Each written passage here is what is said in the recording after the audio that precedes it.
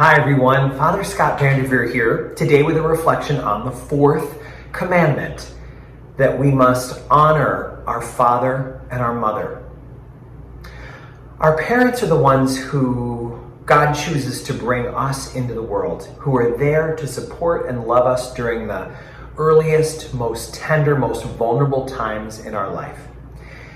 We then wind up going through a process of individuating away from our parents. Our teenage years are often spent trying to prove to ourselves and to our parents that we don't need them anymore, that we are ready to be off on our own. Then we go off and have lives and vocations, often have families of our own. That is a good and holy process. It is life unfolding as it is meant to unfold. It is things happening as God would have them. But there is a reason why there is a commandment specifically given to us for our parent relationships. Parents are often the ones with whom we have some of the most long-term challenges in relationship. Parents often know exactly what to say to infuriate us or to hurt us. Maybe sometimes they do it on purpose. Surely much of the time they don't. The writer Elizabeth Gilbert once said, "It's very obvious why our family is so good at pushing our buttons.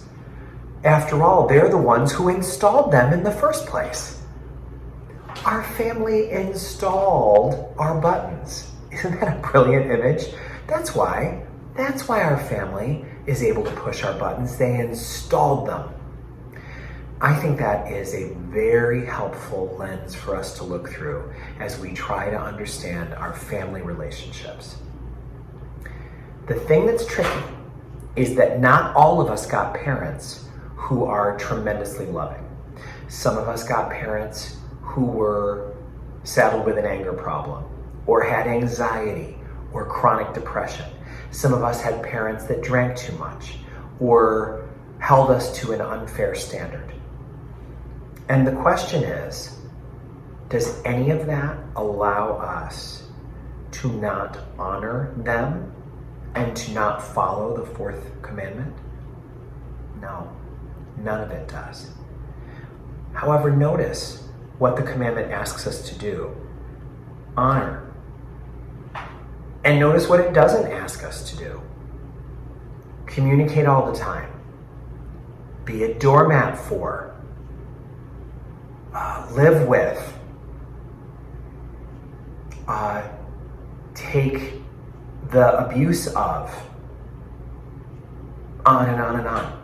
We are not being asked to be victims of abusive or intolerant or unsurvivable behavior, if that is what you're experiencing in your relationship with a parent. We are being told that we must honor them. And honoring them maybe is best expressed by our taking care of them in their old age.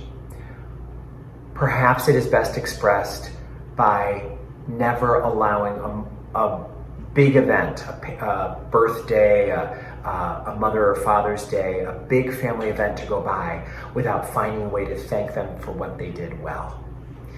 Maybe it is to pray for them every day. Maybe it is to keep a safe distance from them while loving them and letting them know that you do care about them, even if you require distance for your own well-being. Whatever it is, we are being called to honor our parents. And I think that there is a lens through which we can look where this makes a little bit of sense.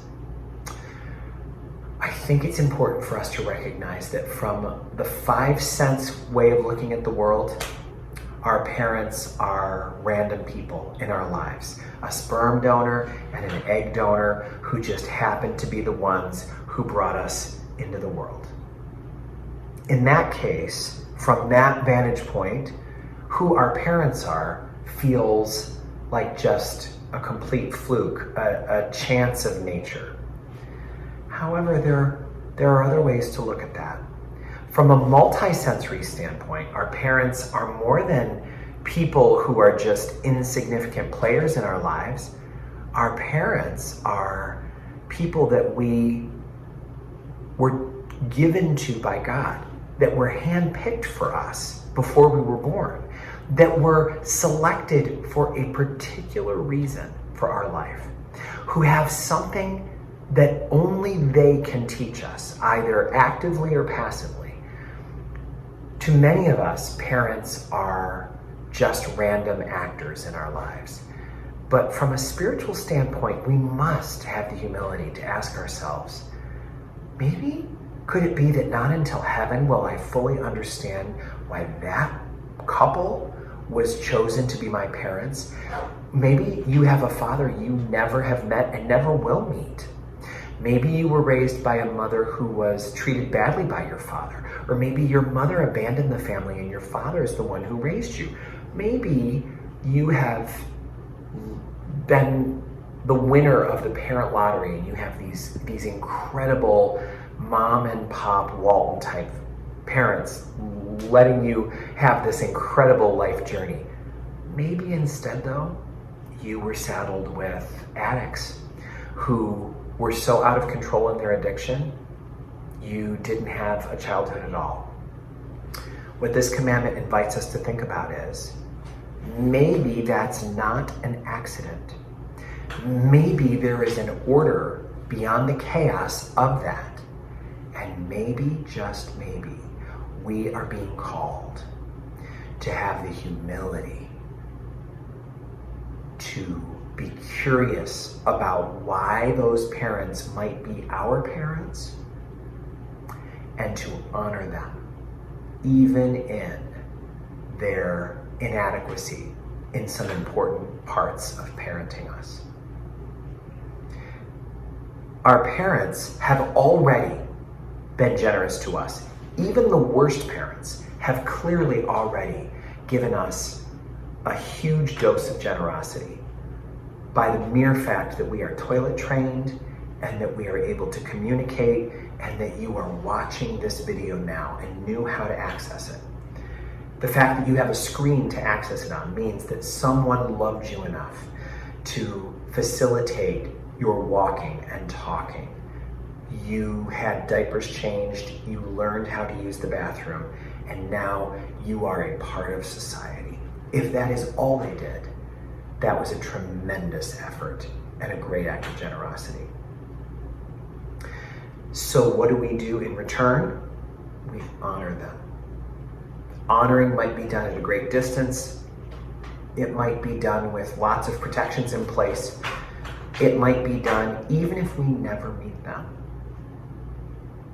And that is a hard thing to wrap our minds around, but it is an easy commandment to understand. I am the Lord your God. You must follow my law by honoring your father and your mother. I'm not asking you to like them. I'm not asking you to spend time with them, move in with them. I'm not asking you to make sacrifices on their account.